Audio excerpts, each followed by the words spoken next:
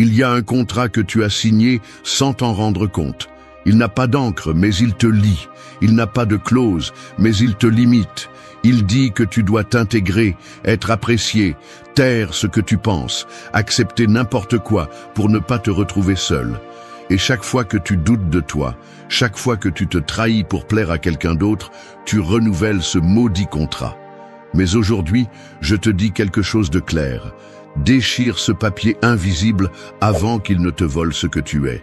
Tu n'es pas ici pour plaire, tu es ici pour vivre avec l'âme droite, pour te regarder dans le miroir sans baisser les yeux, pour arrêter de construire une image et commencer à te construire vraiment. Parce que cette voix intérieure qui te sabote, qui t'insulte, qui te compare à tout le monde, n'est pas née avec toi. Tu l'as nourrie.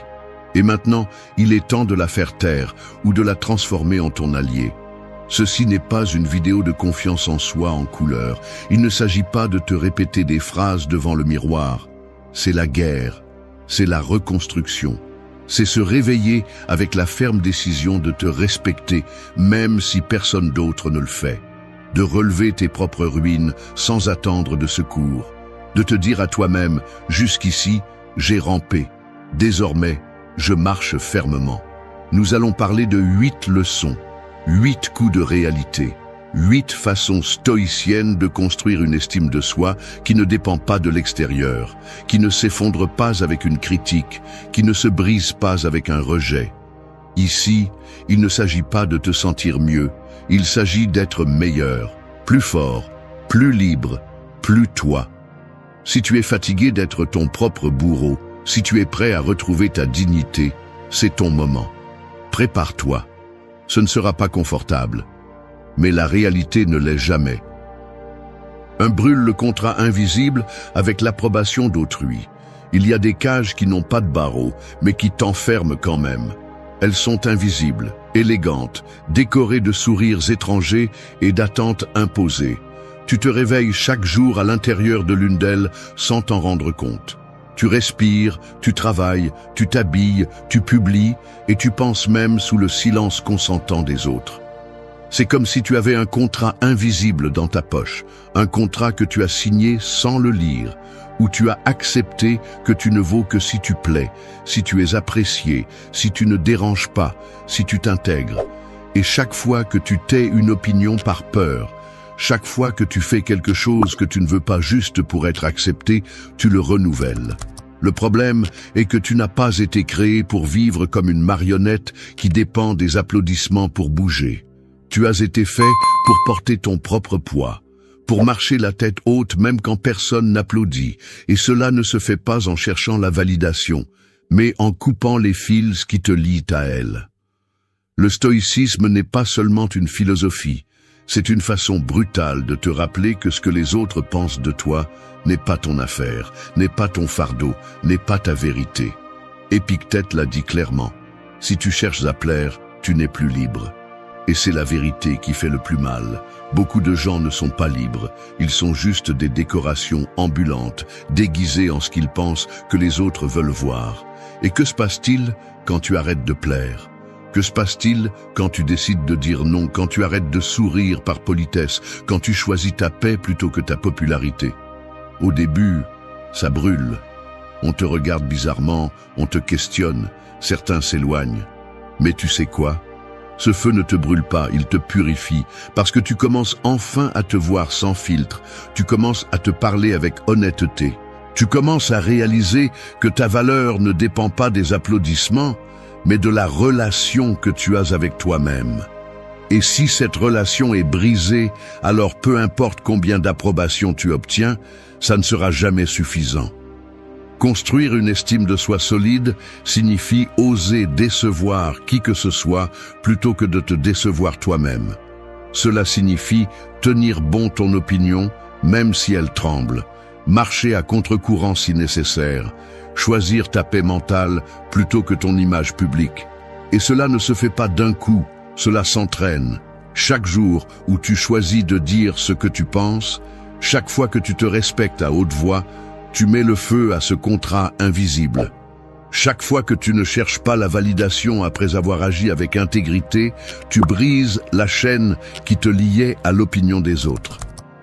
La pratique stoïcienne te dit « Concentre-toi sur ce que tu peux contrôler, et ce que les autres pensent de toi n'est pas sur cette liste.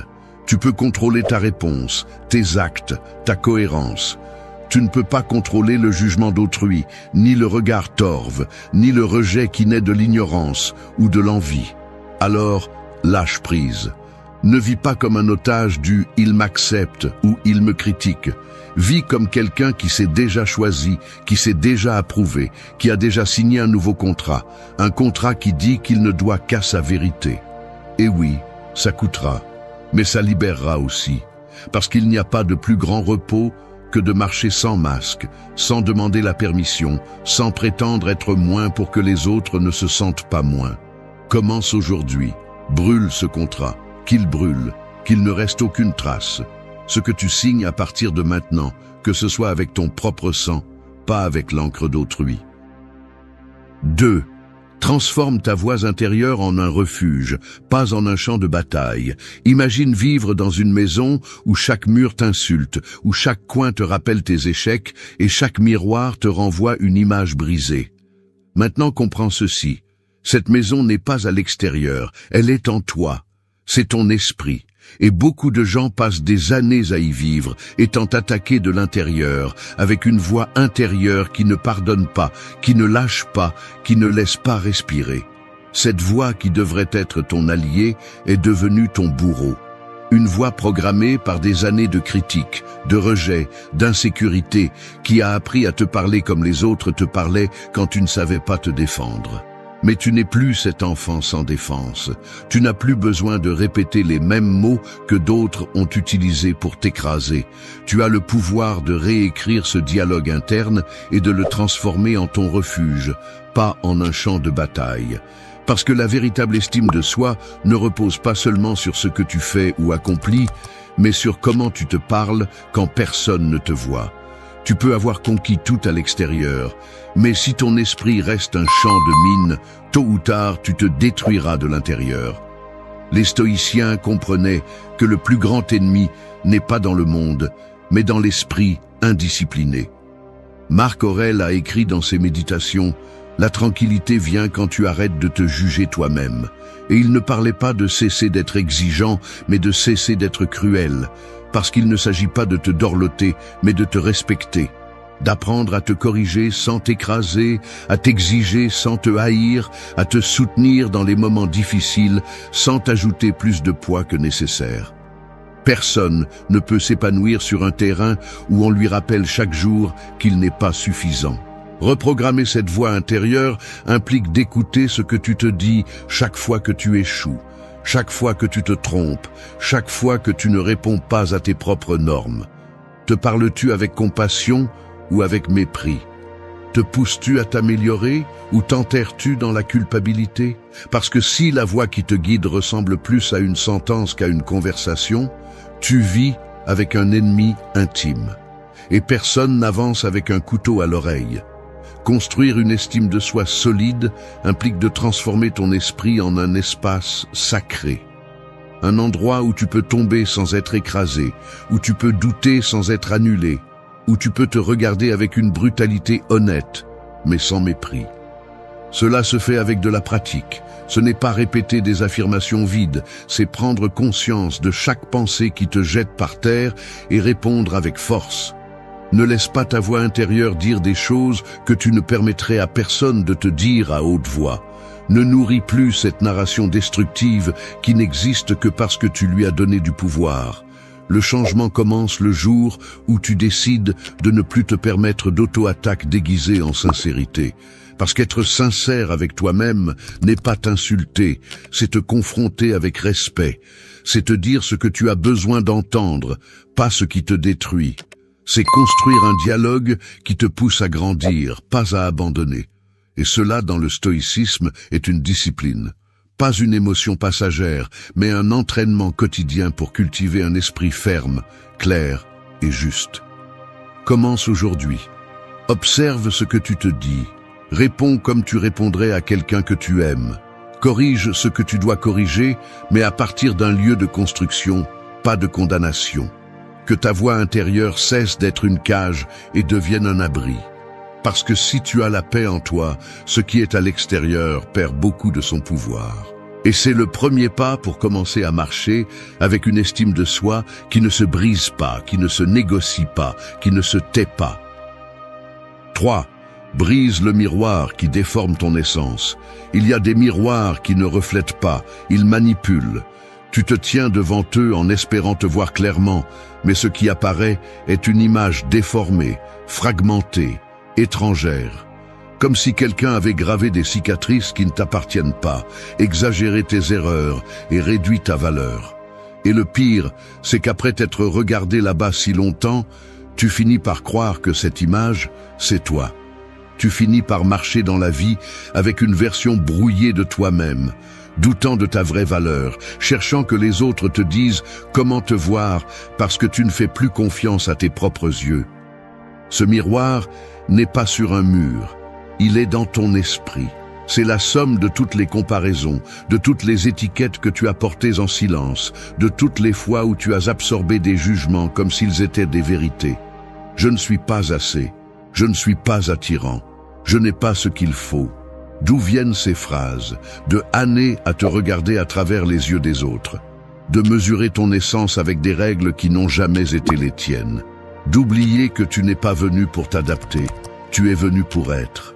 Le stoïcisme enseigne que tu ne peux pas contrôler comment le monde te voit, mais tu peux choisir comment tu te vois. Et là est le premier acte de rébellion. Arrêter d'ajuster ta valeur selon le regard des autres. Parce que ce regard change, se contamine, se déforme par l'envie, l'ignorance ou le préjugé. Si tu passes ta vie à essayer de te voir comme les autres le veulent, tu vas te perdre dans le processus.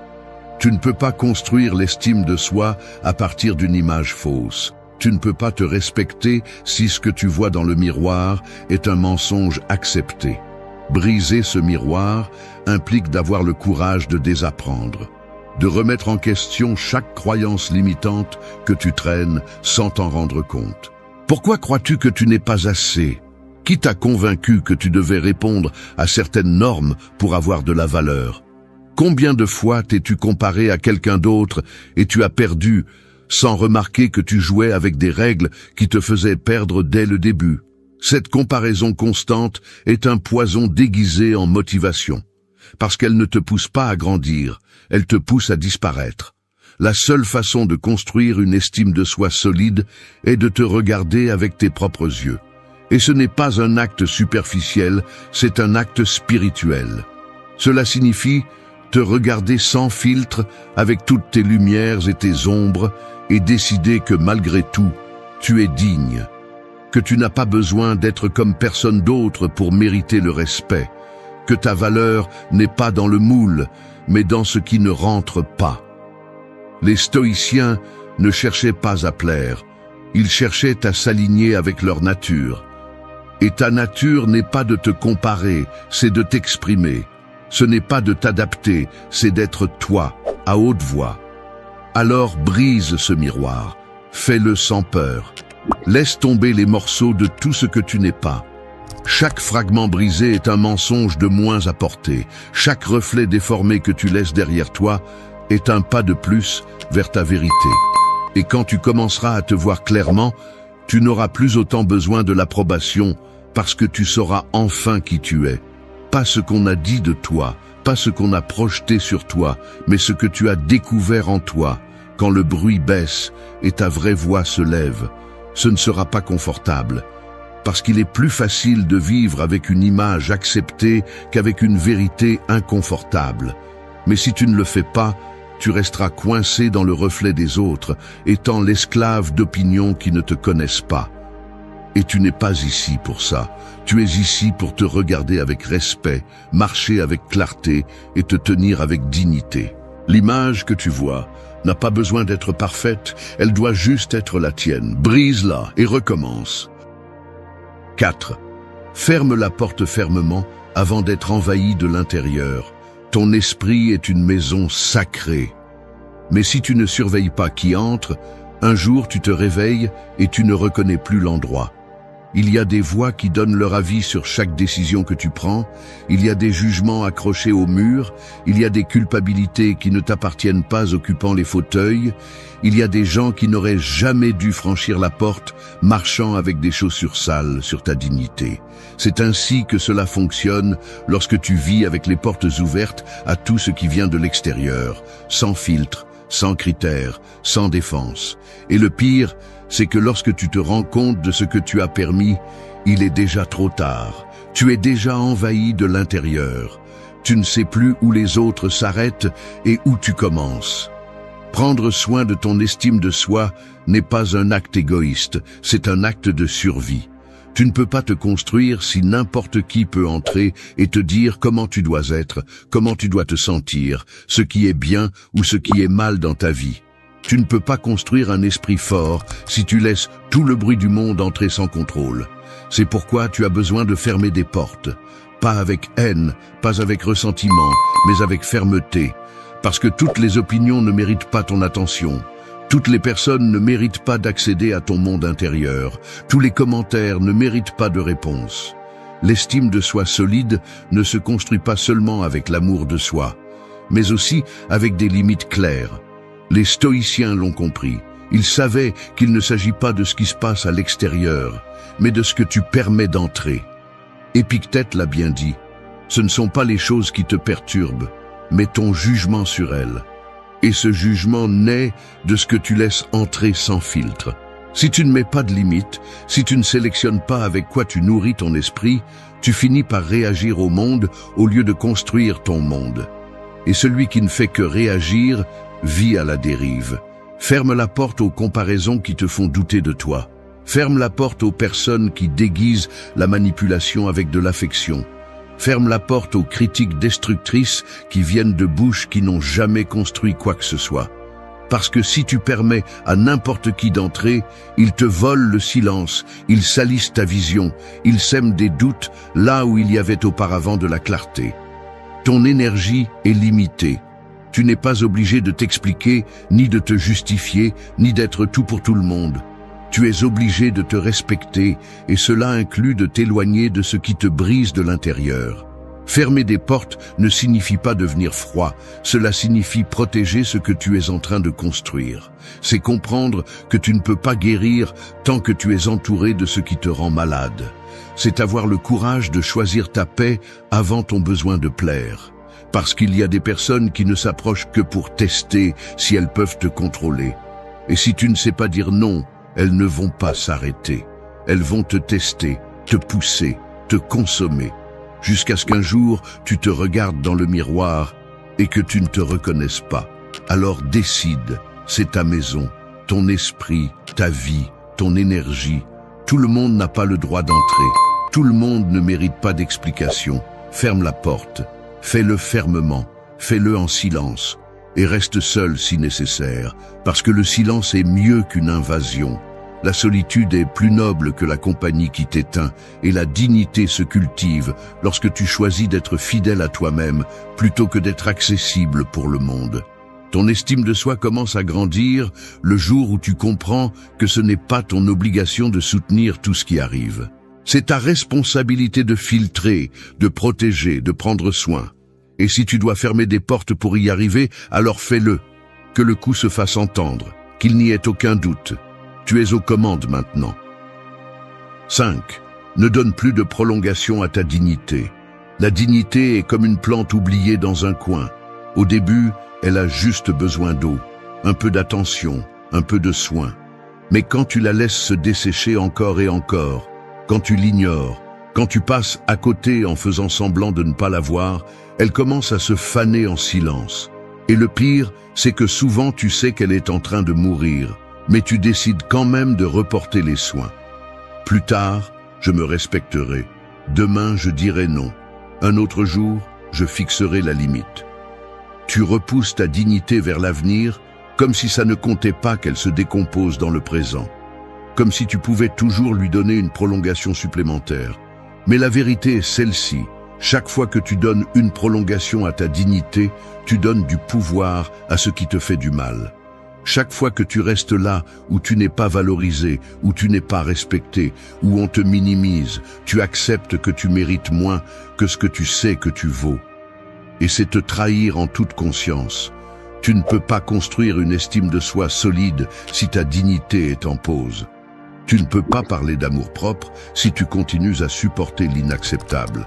Parce qu'une chose est d'avoir de la patience, et une autre très différente est d'abandonner ta valeur au nom de l'espoir. Les stoïciens savaient que vivre avec intégrité n'est pas confortable, mais c'est nécessaire. Sénèque a écrit que celui qui vit sans principe vit à la merci du vent.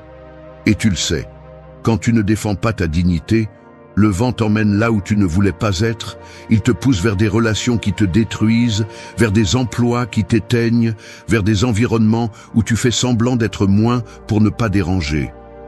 Tu deviens un acteur de ta propre vie, répétant des scripts étrangers, espérant que quelque chose change sans faire ce qui doit être fait. Pas plus. Tu n'es plus ici pour continuer à repousser ce qui fait mal. La dignité ne se demande pas, elle se prend. Elle ne se supplie pas, elle se soutient. Elle ne se quémande pas, elle s'exerce. Si tu sais que quelque chose te retire la paix, agis. Si tu sais que quelqu'un franchit des limites, arrête-le. Si tu sais que quelque chose en toi crie pour du respect, écoute-le. Parce que si tu ne fais pas ce mouvement, personne d'autre ne le fera pour toi. Le respect commence par la façon dont tu te traites quand le monde te pousse à t'oublier. Et non, ce n'est pas facile. Dire stop fait peur. Parfois tu restes par habitude, par peur de la solitude, par peur de recommencer à zéro. Mais laisse-moi te dire quelque chose. Chaque jour que tu restes dans ce qui te fait mal, tu recommences à zéro de toute façon, mais en arrière. Tu reconstruis une version brisée de toi-même pour continuer à supporter ce que tu ne devrais pas supporter.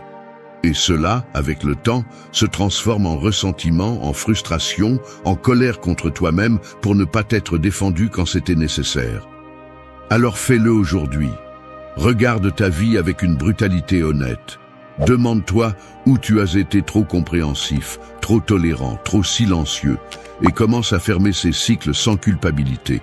Non par orgueil, mais par dignité. Parce que ton estime de soi ne grandira pas tant que tu continueras à vivre en contradiction. Et tu n'as pas besoin d'une grande scène pour fixer des limites.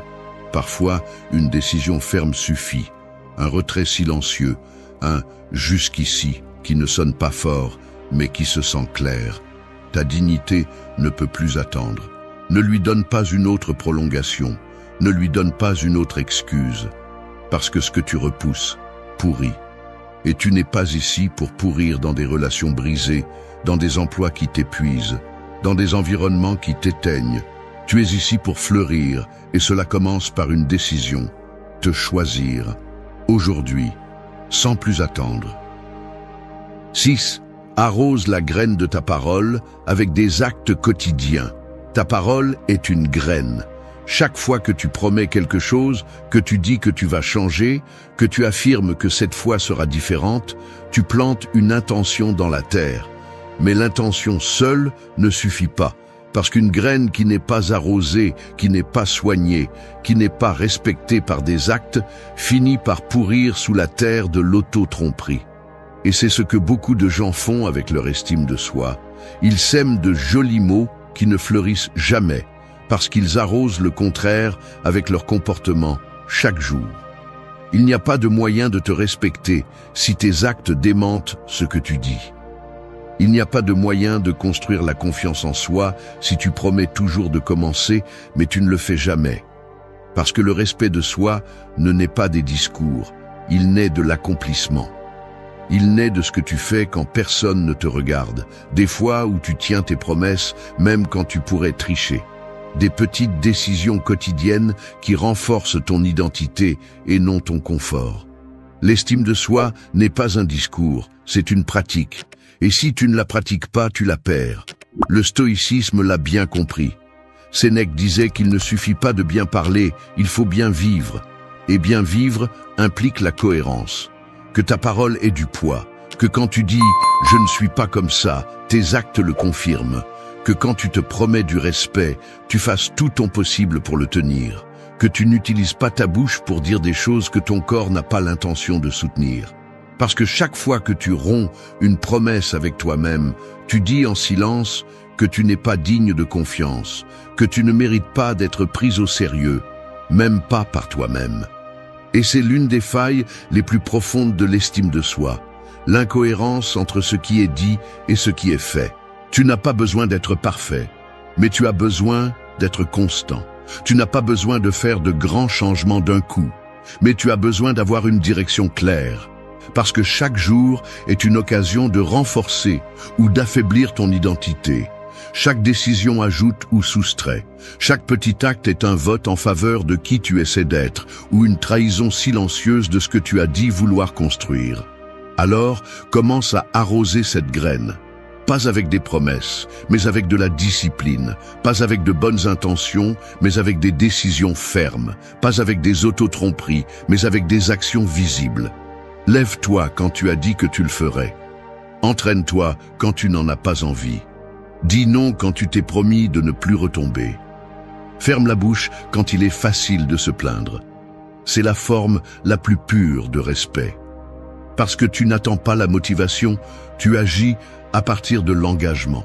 Et c'est ce qui transforme. Ton estime de toi se renforce quand tu peux te regarder dans le miroir et avoir confiance en toi. Non pas parce que tu te dis de jolies choses, mais parce que tu sais que tu tiens ce que tu dis. Parce que tu n'as pas à t'expliquer ou à te justifier, tu vis simplement en cohérence. Et cela, bien que cela semble simple, est l'une des plus grandes formes de pouvoir. Être une personne qui se respecte tellement qu'elle ne se permet pas de rompre sa parole. Qui se prend au sérieux, non pas par ego, mais par dignité. Alors chaque jour, peu importe la petitesse de l'acte, choisis d'arroser ta parole, choisis de la soutenir, choisis de l'honorer. Parce que si tu ne respectes pas ce que tu dis, personne d'autre ne le fera. Et si tu ne fais pas le premier pas pour transformer ta voix en action, tu vivras piégé dans une terre stérile, pleine de promesses mortes et d'excuses sèches. Plante bien, arrose mieux, et fais fleurir une estime de soi qui ne dépend pas des mots, mais des actes. 7. Ose regarder le monstre sans baisser les yeux. Nous avons tous un monstre en nous, pas un avec des dents pointues ou des griffes visibles, mais un plus dangereux parce qu'il se cache derrière des excuses, des peurs, des blessures non résolues et des pensées que nous préférons éviter. Ce monstre ne crie pas, il murmure. Il n'attaque pas avec force, il vous affaiblit avec des doutes. Il vit dans l'ombre de vos insécurités, nourri par tout ce que vous n'osez pas affronter. Et plus vous l'ignorez, plus il grandit. Plus il prend le contrôle de votre vie, plus il dicte des décisions en silence. Le problème est que beaucoup préfèrent le maquiller, se distraire, le faire taire avec des plaisirs momentanés. Mais ignorer le monstre ne le fait pas disparaître, cela ne fait que le renforcer. Construire une estime de soi solide exige quelque chose que tout le monde n'est pas prêt à faire. Regarder le monstre en face sans baisser les yeux. Cela signifie observer vos peurs les plus profondes, vos erreurs les plus douloureuses, vos schémas destructeurs et reconnaître qu'ils sont là parce que vous, à un moment donné, les avez laissés entrer. Ce n'est pas pour vous blâmer, c'est pour vous responsabiliser. Parce que personne ne peut transformer ce qu'il n'accepte pas. Personne ne peut guérir ce qu'il n'ose pas voir. Et l'estime de soi réelle naît de la vérité, pas du déni. Le stoïcisme enseigne à vivre avec l'ombre sans en avoir peur. Marc Aurèle a écrit que ce qui se met en travers de la route devient la route. Cela inclut vos échecs, vos parties brisées, vos pensées sombres. Il ne s'agit pas d'éliminer le monstre, il s'agit de le connaître si bien qu'il cesse d'avoir du pouvoir sur vous. Parce que la peur ne commande que lorsque vous l'évitez. Quand vous lui faites face, vous la réduisez. Quand vous la comprenez, vous la transformez. Et à la fin, vous découvrez que le monstre n'est pas venu pour vous détruire. Il est venu pour vous montrer où vous manquez de force, de clarté et de courage. Regarder le monstre sans baisser les yeux, c'est arrêter de courir. C'est poser les questions inconfortables. Pourquoi est-ce que je me sabote chaque fois que je suis sur le point de réussir quelque chose? Pourquoi est-ce que je permets des relations qui me détruisent? Pourquoi est-ce que j'ai tant de mal à dire ce que je ressens? Quelle partie de moi a si peur de briller, d'avancer, de dire « c'est moi » et en répondant, arrêtez de le maquiller avec des excuses. Parce que tant que vous continuerez à déguiser la blessure commande. Et il n'y a pas d'estime de soi qui puisse survivre sous la dictature de l'autotromperie. Ce moment où vous choisissez de regarder le monstre est un point de rupture. Ce ne sera pas agréable, ce ne sera pas beau, mais ce sera réel. Et dans la vérité, il y a du pouvoir, parce qu'à cet instant d'honnêteté brutale, vous réalisez que vous n'êtes pas votre peur, ni votre erreur, ni votre passé. Vous êtes celui qui décide quoi faire avec ça. Vous êtes celui qui a le pouvoir de changer le récit, de fermer des cycles, d'écrire une nouvelle histoire où le protagoniste ne se cache plus, il se tient fermement. Alors, faites-le. Asseyez-vous avec vous-même en silence. Sans distraction, sans masque, sans fioriture. Regardez-vous en entier, avec tout ce que vous êtes, même ce que vous n'aimez pas. Acceptez votre obscurité, non pas comme une condamnation, mais comme un début. Parce que tant que vous fuyez, elle continuera à commander. Mais si vous lui faites face, si vous en prenez la responsabilité, si vous décidez de la transformer, alors vous construirez une estime de soi à l'épreuve des ombres. La liberté personnelle n'arrive pas quand tout va bien. Elle arrive quand vous pouvez être en paix, même avec ce qui n'est pas résolu. Et cela n'arrive que lorsque vous arrêtez de baisser les yeux, lorsque vous choisissez de voir tout ce qu'il y a en vous, pas seulement ce qui est beau. Osez regarder le monstre, et vous verrez qu'il n'était pas aussi grand que vous le pensiez. Il était simplement agrandi par votre silence. 8. Ferme le robinet des impulsions et ouvre le coffre du contrôle. Ton esprit est comme une maison avec des tuyaux vieux. Chaque fois que quelque chose te dérange, chaque fois que quelque chose ne se passe pas comme tu l'espérais, un robinet s'ouvre. Parfois avec force, parfois lentement, mais toujours avec la même conséquence. Tu commences à être inondé d'impulsions, colère, anxiété, frustration, réactions que tu ne peux pas contrôler. Et si tu ne fermes pas ce robinet à temps, toute ta stabilité est inondée. Ton jugement est brouillé, tes mots débordent, tes décisions sont tachées. L'urgence prend le contrôle et l'important se noie. L'estime de soi, dans cet état, ne grandit pas. Elle se noie aussi. Beaucoup pensent que le contrôle personnel est rigidité, mais en réalité, c'est liberté. Parce que celui qui ne se maîtrise pas est condamné à obéir à tout ce qu'il ressent, à chaque stimulus externe, à chaque personne qui sait quel bouton appuyer. La véritable force n'est pas de réagir avec plus d'intensité, mais de conserver la clarté lorsque tout te pousse au chaos. Et cela ne se réalise pas avec des théories ou des belles phrases. Cela s'entraîne tous les jours, dans les petites choses, dans le quotidien, dans l'invisible. Les stoïciens comprenaient que tu ne peux pas contrôler ce qui se passe, mais tu peux contrôler ta réponse. Et ce pouvoir change tout. Parce que chaque fois que tu choisis de ne pas crier, de ne pas abandonner, de ne pas te laisser emporter par l'impulsion, tu démontres que tu es le maître, que ta dignité n'est pas à vendre pour un moment de décharge émotionnelle, que ton estime de toi ne dépend pas d'avoir raison, mais d'agir avec un but. Le contrôle émotionnel n'est pas froideur, c'est respect de soi. C'est comprendre que ce que tu dis et fais dans un moment d'impulsion peut détruire ce que tu as construit avec des années d'efforts. Fermer le robinet, c'est te dire « tout ce que je ressens ne mérite pas d'être dit, tout ce que je pense ne mérite pas d'être agi ». C'est faire une pause avant de répondre, respirer avant d'attaquer, choisir avant de réagir. Non pas pour te réprimer, mais pour te protéger. Parce que chaque fois que tu agis par impulsion, tu donnes ton pouvoir. Mais quand tu choisis le contrôle, tu récupères la clé du coffre où se trouve ton équilibre, ta force, ton vrai toi. L'impulsion veut de la vitesse, le contrôle veut de la direction. Tu décides si tu vis accéléré et perdu ou lent, mais avec un but. Une estime de soi solide a besoin de ce coffre fermé avec conscience.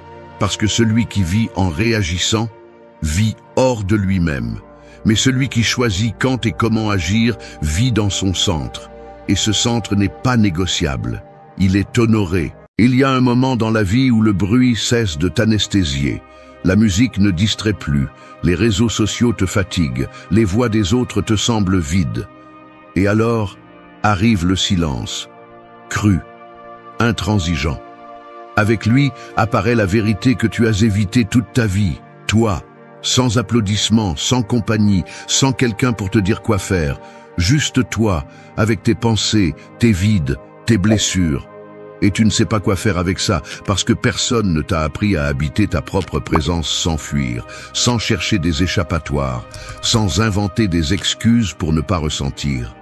Mais si tu n'apprends pas à être seul, tu seras toujours esclave de quelque chose, de quelqu'un, du besoin d'approbation, de la peur de l'abandon, de tes propres insécurités. La solitude n'est pas une punition, c'est un terrain d'entraînement. C'est là que tu arrêtes de chercher à l'extérieur ce que tu ne peux construire qu'à l'intérieur. C'est là que tu apprends à te donner le respect que tu attends du monde, où tu arrêtes de feindre la force et commences à la forger vraiment. Oui, la solitude te montre des parties que tu ne veux pas voir, mais elle te donne aussi un pouvoir que personne d'autre ne peut te donner, celui de te soutenir par toi-même.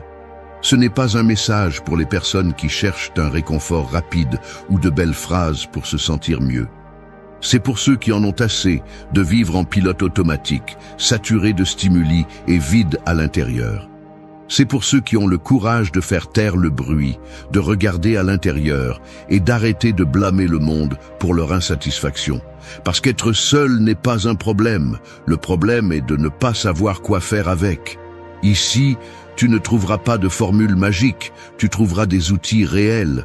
8 leçons qui peuvent faire mal au début, mais si tu oses les pratiquer, elles te transformeront de la racine. Non pas pour que tu échappes à la solitude, mais pour que tu la transformes en ton allié la plus puissante. Es-tu prêt à arrêter d'avoir peur de ta propre compagnie? Alors commençons. 1. Ferme la porte au bruit et écoute ce qui habite dans ton silence. Imagine que ton esprit est une pièce en désordre.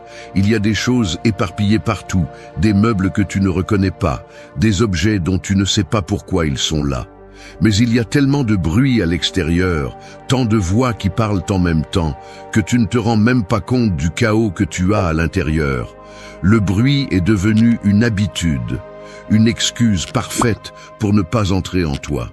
Parce que tu sais au fond que si tu fermes la porte et éteins tout, le silence te montrerait ce qui habite vraiment là-dedans. Et ça fait peur. Mais tu dois le faire.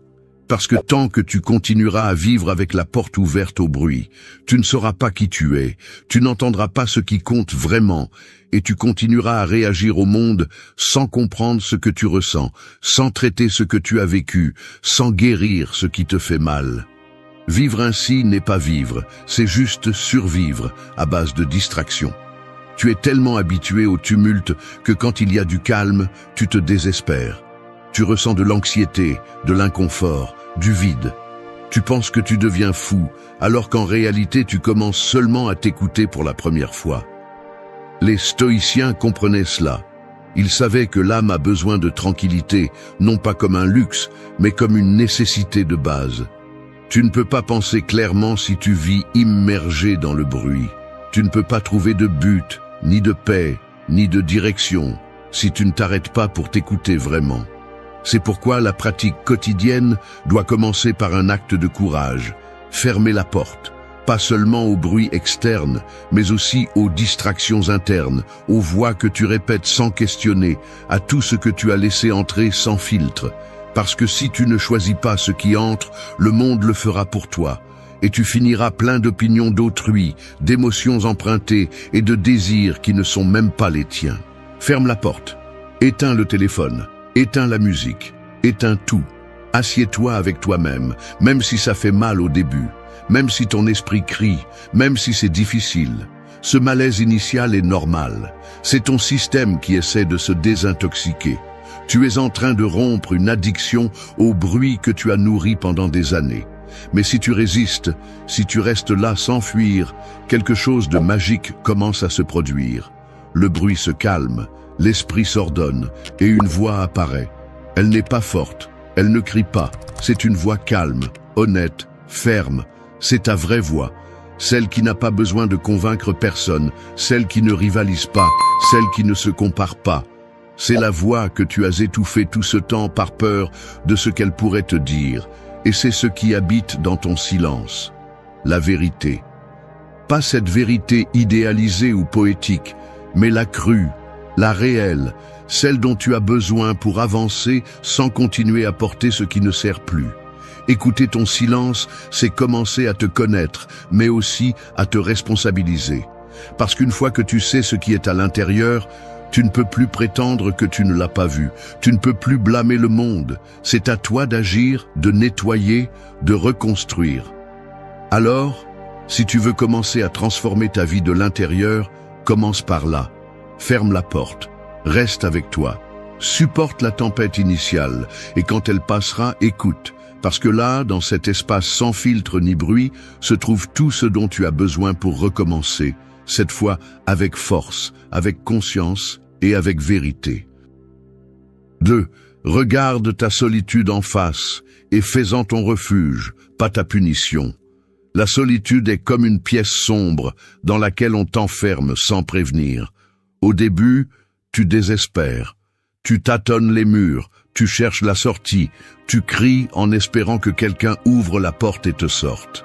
Mais quand personne ne vient, quand le désespoir s'éteint et que tes yeux s'habituent à la pénombre, tu te rends compte que tu n'es pas en prison. Tu es dans un espace que tu n'avais jamais exploré.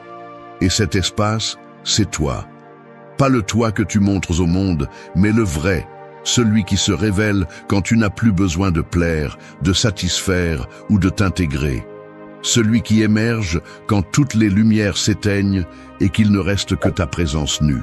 Le problème, c'est que beaucoup vivent en croyant que la solitude est une punition, un signe d'échec, une preuve qu'ils ne sont pas suffisants.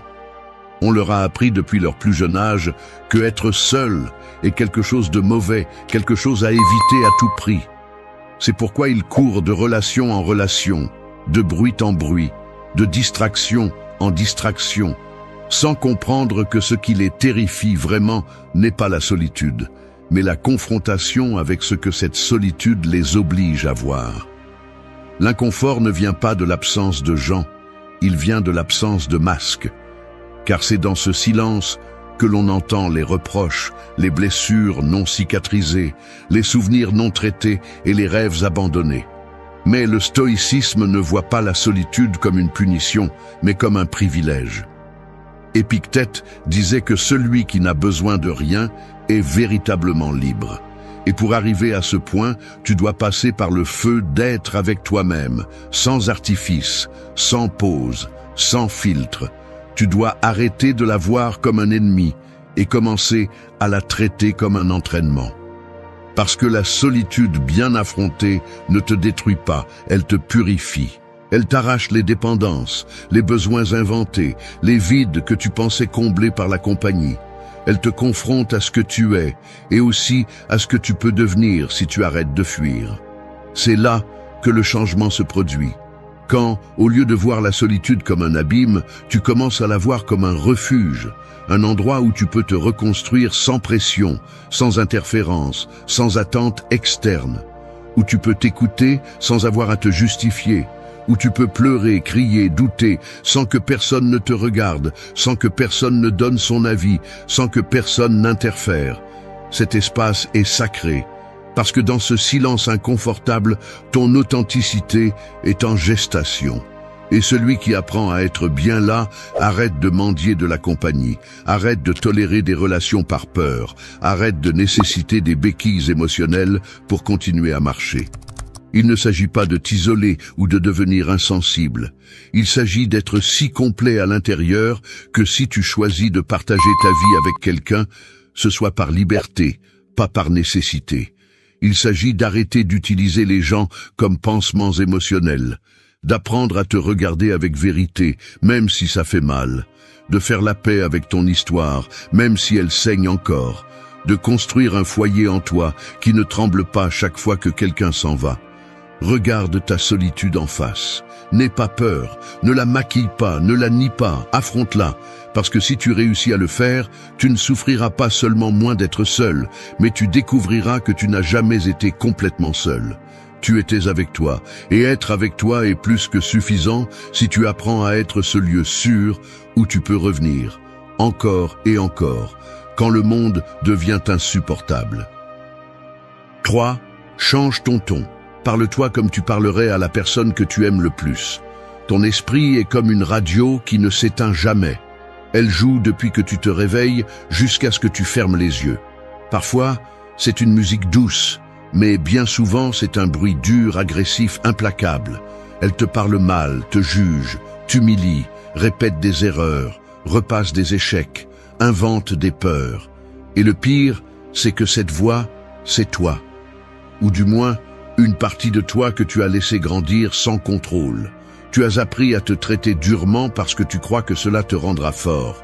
Parce qu'à un moment donné, quelqu'un t'a convaincu que te parler avec amour était une faiblesse. Que t'épuiser jusqu'à l'épuisement était de la discipline. Que t'insulter mentalement était de la motivation.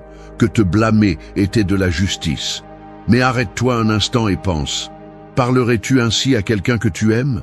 Lui dirais-tu qu'il est un échec, qu'il ne sera jamais suffisant, qu'il fait tout mal? Si quelqu'un parlait ainsi à la personne que tu aimes le plus, le permettrais-tu? Alors, pourquoi acceptes-tu ce ton pour toi?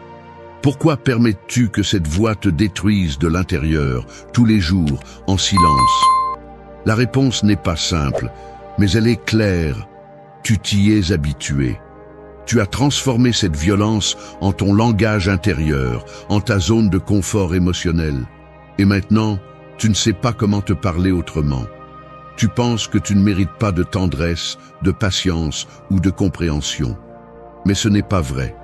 C'est juste que personne ne t'a appris comment. Le stoïcisme ne te demande pas d'ignorer tes erreurs, ni de vivre dans un nuage d'auto-indulgence. Il te demande de prendre tes responsabilités, mais aussi d'être sage.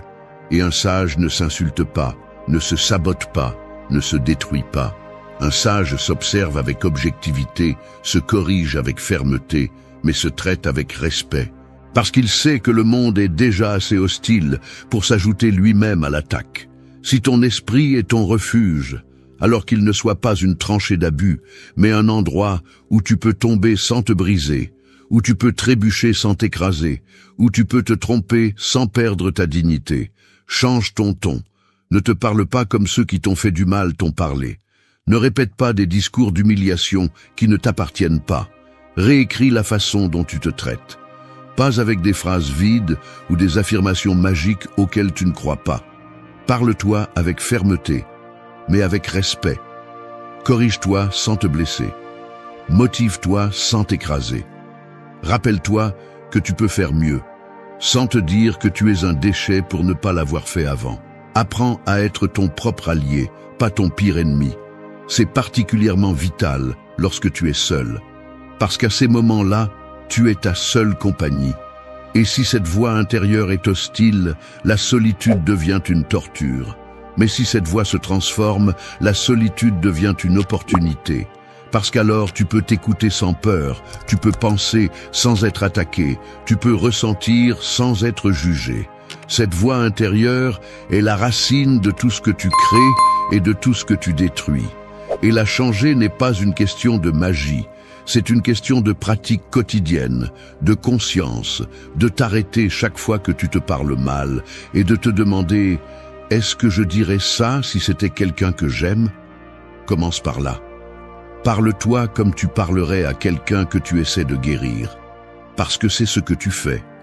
Tu guéris une relation, la plus importante de toutes, celle que tu as avec toi-même.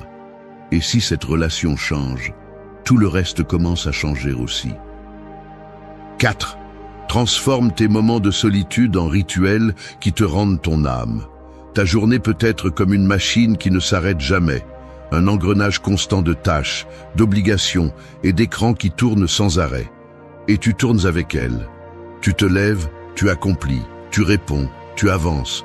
Mais plus tu tournes vite, plus tu t'éloignes de toi. Et quand enfin le monde se tait, tu ne sais pas quoi faire du silence. Tu le remplis de n'importe quoi. Plus de téléphone, plus de nouvelles, plus de bruit. Et c'est là que tu te perds, non pas parce que tu es seul, mais parce que tu ne sais pas habiter cet espace avec toi sans te sentir vide. Tu as confondu être seul avec être déconnecté, alors qu'en réalité, c'est tout le contraire. La solitude ne t'isole pas, elle te retrouve. Mais pour y parvenir, il ne suffit pas d'éteindre le bruit. Tu as besoin d'allumer un but. Tu as besoin de transformer ce temps avec toi en un rituel. Un rituel n'est pas une routine vide, c'est un acte intentionnel. C'est un moment que tu choisis pour te reconnecter, pour te nettoyer de l'intérieur, pour te rappeler qui tu es et qui tu ne veux plus être. Cela peut être quelque chose de simple, écrire en silence, marcher sans but, lire quelque chose qui te secoue, regarder par la fenêtre sans avoir besoin de produire quoi que ce soit, préparer ton repas comme si tu prenais soin de quelqu'un d'important. Parce que c'est ce que tu fais. Tu prends soin du seul être humain qui sera avec toi jusqu'au dernier jour de ta vie. Toi. Dans une société qui glorifie la productivité et méprise la pause, faire un rituel de ton temps seul est un acte rebelle. C'est dire « je ne suis pas ici pour rendre des comptes au monde, je suis ici pour récupérer des parties de moi que j'ai perdues ». C'est entraîner l'esprit à être présent, sans courir vers le passé ni fuir vers le futur. C'est honorer, même quand personne ne regarde. Parce que c'est là que commence la véritable transformation. Dans ce que tu fais, quand personne ne t'oblige, quand personne ne t'observe, quand il n'y a que toi et la vérité de la façon dont tu choisis de te traiter. Les stoïciens comprenaient la valeur du moment présent comme un terrain sacré. Ils n'avaient pas besoin de grands temples, ni de conditions idéales. Ils avaient juste besoin d'être éveillés, conscients de chaque action, de chaque pensée. Et tu peux faire la même chose. Tu peux prendre ton café comme un rituel de retour à toi. Tu peux éteindre ton téléphone pendant une demi-heure et te consacrer à écrire ce que tu ressens sans jugement. Tu peux méditer, t'entraîner, respirer avec intention. Ce qui compte, ce n'est pas la forme, mais l'attitude. Ce qui compte, c'est que le moment ne soit pas un remplissage, mais une opportunité de te guérir, de te renforcer, de te reconstruire. Tu n'as pas besoin d'être entouré de personnes pour te sentir vivant. Tu as besoin d'être présent avec toi-même sans te sentir mal à l'aise. Et cela s'entraîne. Chaque fois que tu choisis un rituel conscient au lieu d'une distraction automatique, tu reprogrammes ton esprit. Tu dis « Mon temps a de la valeur, ma présence compte. Ma vie ne se mesure pas à la vitesse, mais à la profondeur. » Et cette profondeur n'est atteinte que lorsque tu te plonges en toi sans peur, sans masque, sans hâte. Transforme tes moments de solitude en actes de pouvoir, non d'abandon. En espace de création, non de manque. En rencontre avec toi-même, non en fuite du monde. Et alors, la solitude cessera d'être un lieu que tu crains et deviendra un territoire sacré auquel tu voudras toujours revenir. Non pas parce qu'il n'y a pas de douleur là-bas, mais parce qu'enfin, tu peux respirer en paix. 5. Reste immobile. Laisse l'ennui te révéler ce que tu caches. L'ennui est comme un orage sans tonnerre. Il ne fait pas de bruit, il ne te secoue pas avec force, mais il s'accumule en toi comme une pression invisible. Au début, il semble inoffensif, juste une sensation inconfortable. Tu bouges sur ta chaise, tu vérifies ton téléphone sans raison, tu regardes l'horloge. Mais si tu ne fuis pas, si tu restes là, dans cette tranquillité inconfortable, tu commences à sentir que quelque chose d'autre bouge. Pas à l'extérieur, mais à l'intérieur. Comme si cet ennui était une fissure par laquelle commencent à s'infiltrer toutes les choses que tu avais gardées à distance avec des activités, des stimuli et des distractions. Et c'est ce que tu ne supportes pas, ce n'est pas que tu t'ennuies, c'est que tu ne sais pas quoi faire avec ce que l'ennui te force à voir. Nous vivons piégés dans un besoin constant de stimulation. Faire quelque chose, voir quelque chose, écouter quelque chose, ressentir quelque chose, n'importe quoi pour ne pas rester immobile. Nous sommes devenus accros au mouvement, au bruit, à l'immédiat, parce qu'au fond, la tranquillité nous confronte. Elle nous laisse seuls avec nous-mêmes, sans filtre, sans excuse. Et dans cette confrontation, nous découvrons souvent que nous ne nous connaissons pas autant que nous le pensons, que nous n'avons pas résolu autant de choses que nous le prétendons, qu'il y a des parties de nous qui sont encore brisées, blessées, oubliées. Et l'ennui, bien qu'il ne le semble pas, est la porte d'entrée vers tout cela. Les stoïciens savaient que le véritable pouvoir ne se trouve pas dans l'action effrénée, mais dans la capacité à s'arrêter, à observer, à tolérer le vide sans courir pour le remplir. Parce que ce qui apparaît dans la tranquillité est révélateur. Il te montre tes habitudes automatiques, tes pensées répétitives, tes émotions non traitées. Et si au lieu de fuir, tu choisis de regarder, tu commences à comprendre pourquoi tu réagis comme tu réagis, pourquoi tu as besoin de tant de stimuli, pourquoi il est difficile pour toi d'être en paix. L'ennui devient alors un outil de connaissance de soi, pas un ennemi à éliminer. Reste immobile, éteins l'impulsion de faire quelque chose, juste pour le faire. Tu n'as pas besoin de remplir chaque minute avec de la productivité ou du divertissement. Parfois, le plus courageux que tu peux faire est simplement de rester. T'asseoir avec toi-même, laisser ton esprit se calmer et observer ce qui émerge. C'est là que commence la véritable introspection.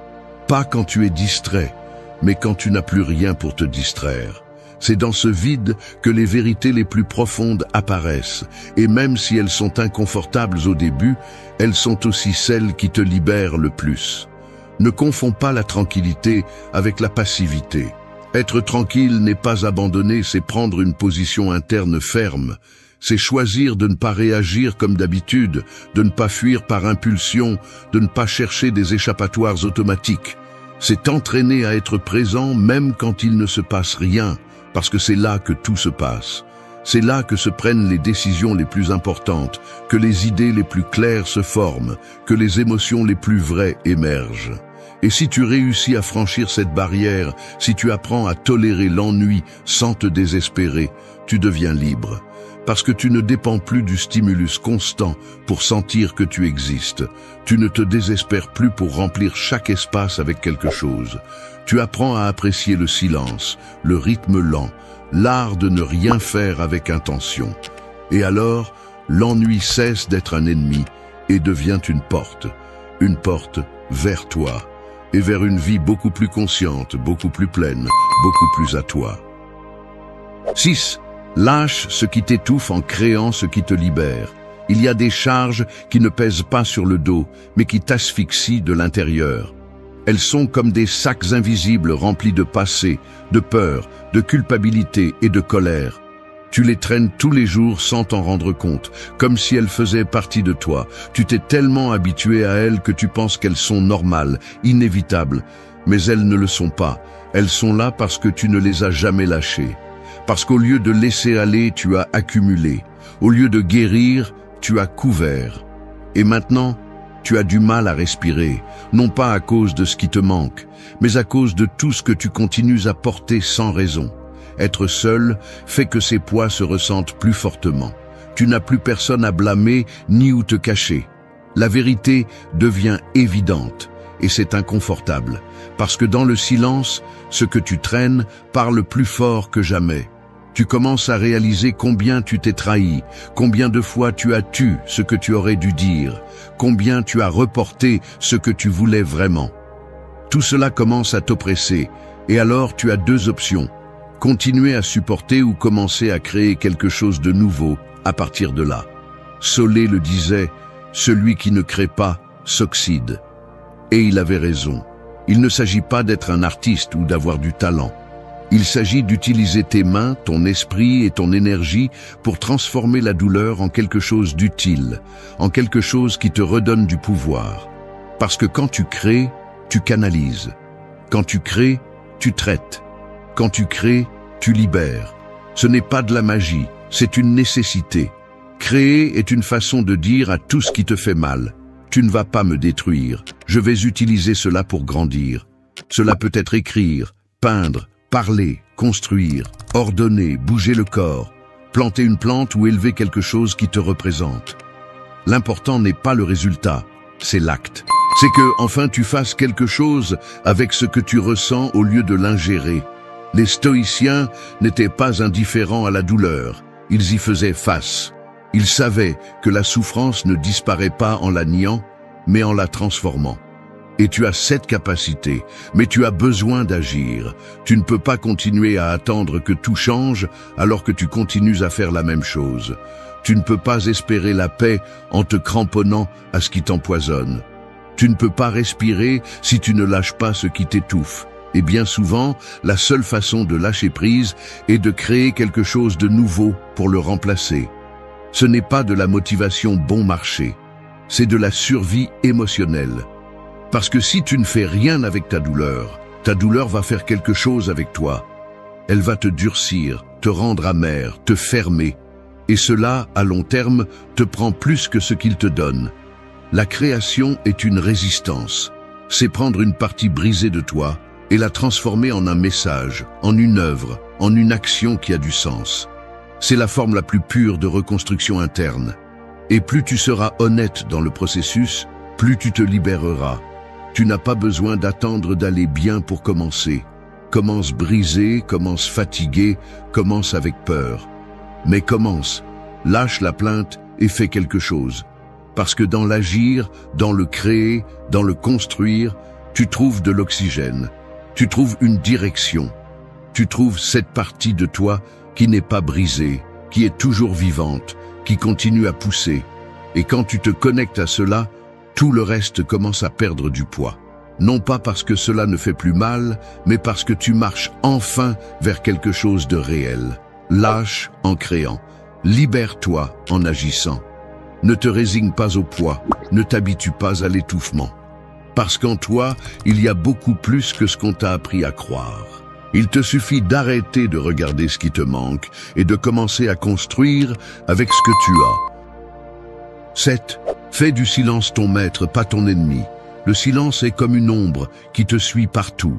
Il est là, dans les espaces entre un mot et un autre, dans les minutes avant de dormir, dans les pauses que personne ne veut habiter. Mais tout le monde ne le confronte pas de la même manière. Il y a ceux qui le voient venir et le rejettent comme s'ils étaient menacés. Ils le couvrent de musique, de mots sans sens, de distractions qui les empêchent de l'écouter. Et il y a ceux qui, avec le temps, apprennent à s'asseoir avec lui, à l'observer, à le laisser parler. Parce que oui, le silence parle aussi, mais il le fait d'une manière brutalement honnête.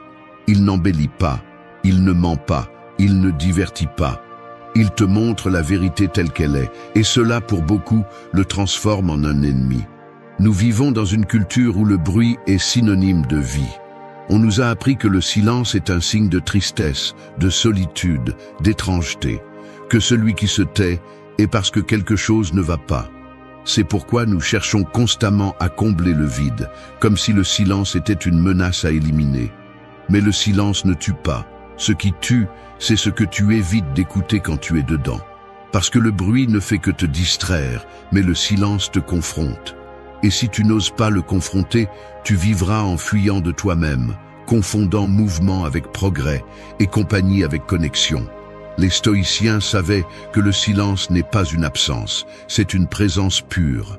C'est le cadre parfait pour l'auto-examen, la réflexion et l'ordre intérieur.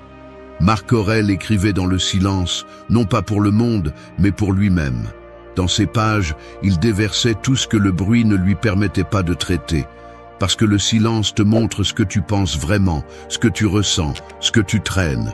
Et si tu t'entraînes à l'écouter sans peur, il commence à devenir un guide. Il t'indique ce que tu as besoin de lâcher, ce que tu as besoin de dire, ce que tu as besoin de changer. Mais seulement si tu arrêtes de te battre avec lui. Fais du silence ton maître. Ne t'enferme pas dedans avec peur, entre avec respect. Écoute ce que dit ton corps quand tout se calme. Écoute ce que crie ton esprit quand il n'y a plus de distraction. Ne juge pas, observe simplement. Au début, ça va faire mal, parce que le silence creuse.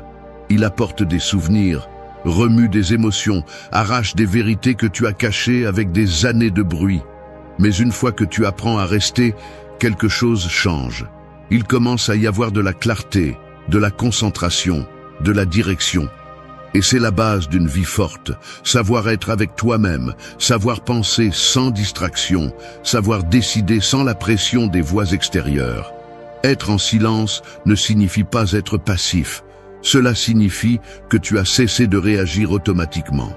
Cela signifie que tu n'as plus besoin d'impressionner, de prouver, de justifier. Cela signifie que tu es en contrôle, que tu peux faire une pause avant d'agir, que tu peux penser avec froideur avant de parler, que tu peux t'arrêter sans te sentir faible. C'est un vrai pouvoir, et ça s'entraîne, avec de la pratique, avec de l'intention, avec de la discipline. Si tu fais du silence un maître, tu apprendras plus de toi en 1 heure avec toi-même que dans 1000 conversations vides. Et cette sagesse ne se perd pas, elle t'accompagne, elle te renforce, elle te donne une base solide à partir de laquelle vivre. Mais si tu continues à le traiter comme un ennemi, comme une punition, comme un danger, alors tu te refuses l'opportunité la plus puissante de transformation. Parce que c'est seulement dans le silence que tu peux entendre ce qui compte vraiment. Fais-en une partie de ta vie. Non pas comme une obligation, mais comme une nécessité. Parce que plus tu te sens à l'aise dans le silence, moins tu dépends du bruit pour te sentir vivant. Et alors, enfin tu pourras marcher dans le monde en paix, sans avoir à prouver quoi que ce soit à personne. 8. Brise les chaînes invisibles du « qu'en dira-t-on » et commence à te choisir. Le « qu'en dira-t-on » est comme un miroir déformé accroché au milieu de l'âme. Tu te regardes là chaque fois que tu prends une décision, mais ce que tu vois n'est pas ce que tu es. C'est ce que tu crois que les autres attendent de voir. Et sans t'en rendre compte, tu t'habilles de leurs attentes, tu marches avec leurs peurs, tu parles avec leurs mots.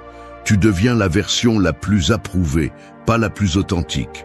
C'est un mécanisme invisible, mais puissant. Tu ne le vois pas, mais il te contrôle.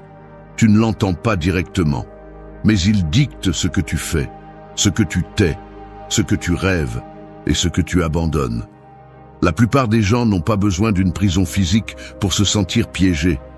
Ils vivent à l'intérieur des barreaux du jugement d'autrui. Ils décident en fonction de ce que les autres penseront, comme si chaque pas nécessitait un public. La peur du rejet, du ridicule, de la critique agit comme un frein que personne n'a installé de force, mais que tu as renforcé avec le temps. Tu as appris à t'adapter avant d'être, à plaire avant de t'écouter. Et maintenant, tu as du mal à respirer parce qu'il n'y a pas de place pour toi dans une vie construite pour les autres. Mais il y a quelque chose que tu dois comprendre si tu veux commencer à te libérer. Personne n'est aussi attentif à toi que tu le penses. Le monde ne tourne pas autour de tes décisions. La plupart sont trop occupés avec leurs propres peurs, leurs propres masques, leur propre « qu'en dira-t-on ». Et pourtant, tu restes paralysé par l'opinion de ceux qui probablement ne vivront pas 1 minute des conséquences de tes choix. Tu donnes ta vie en échange de rien, et cela doit cesser. Le stoïcisme enseigne que tu ne devrais te préoccuper que de ce qui est sous ton contrôle. Et l'opinion des autres ne l'est pas. Tu peux agir avec vertu, avec cohérence, avec vérité, et être mal interprété. Tu peux tout faire correctement et être critiqué.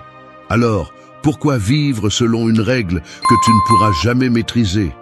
Pourquoi continuer à reporter tes décisions par peur d'un jugement qui arrivera de toute façon, quoi que tu fasses? Te choisir n'est pas de l'égoïsme, c'est du respect de soi. C'est te dire à toi-même « je mérite d'être qui je suis vraiment », même si cela dérange, même si cela ne correspond pas, même si cela dérange ceux qui préfèrent que je me taise. Te choisir, c'est accepter que tout le monde ne va pas te comprendre et que c'est bien, que tu n'as pas besoin d'approbation, juste de direction, que tu n'as pas besoin de renommée, juste de but. Et ce but ne peut pas émerger si chaque pas est filtré par le regard des autres. Briser ces chaînes est un processus inconfortable, parce qu'elles sont liées à ton histoire, à tes blessures, à ton désir d'être aimé. Mais si tu ne le fais pas, tu continueras à vivre à moitié, tu continueras à parler doucement, à rêver petit, à aimer avec peur. Et ce n'est pas la vie, c'est la survie émotionnelle. Tu n'es pas venu dans cette existence pour répondre aux attentes de personne. Tu es venu pour expérimenter, pour te découvrir, pour t'agrandir, pour laisser une trace, même si ce n'est que dans ton propre âme. Commence à te choisir. dans les petites choses, dans le quotidien, dans ce qui semble insignifiant. Dis ce que tu penses sans demander la permission. Fais ce qui te passionne même si on te regarde bizarrement. Porte ce qui te fait te sentir fort. Change de chemin si le tien ne te représente plus, parce que si tu ne le fais pas, personne ne le fera pour toi. Et chaque jour que tu te retiens par peur du « qu'en dira-t-on », tu tues une partie de toi qui ne veut qu'être libre.